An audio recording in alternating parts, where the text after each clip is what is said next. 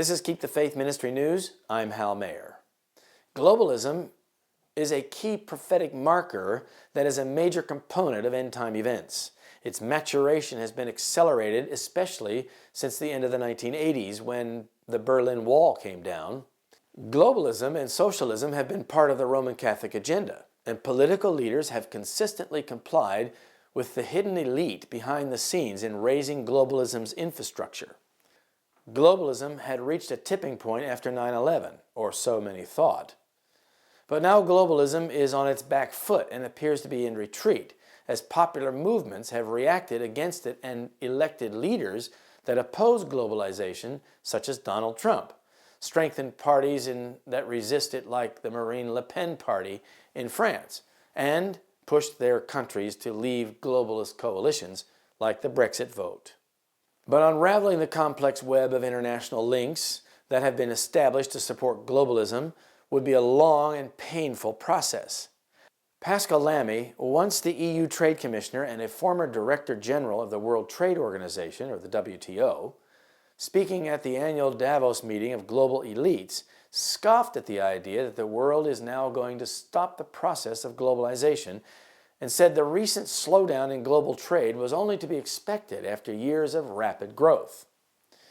Roberto Azevedo, the current WTO boss, said one difference between the 2008 financial crisis and the 1930s is that today we have multilateral rules, and the 1930s did not. Tit-for-tat protectionism, he said, would result in world trade shrinking substantially. That would be a catastrophe of unimaginable proportions, he added. Christine Lagarde, managing director of the International Monetary Fund, said that if Trump went ahead with his trade agenda, it would undo all the growth benefits from his tax cuts and infrastructure spending, and then some.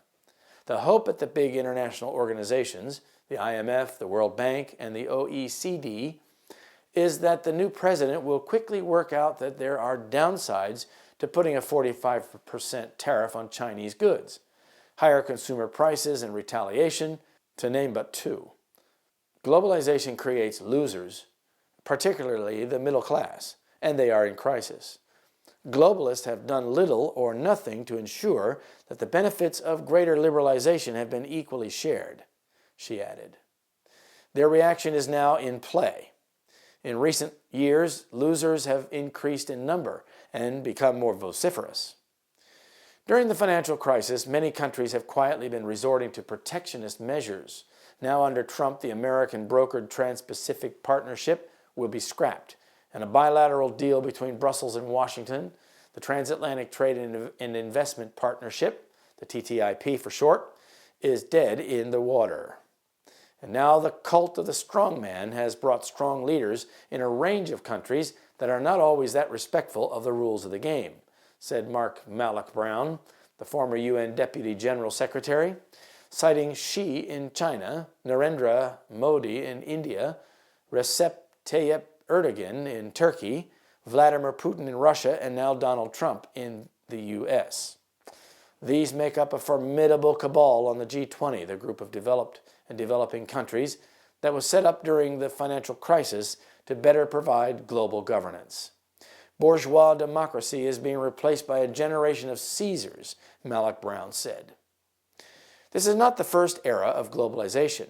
What might be called Globalization 1.0 was alive and well at the end of the 19th century, an era of free trade, mass migration, and liberalized capital flows.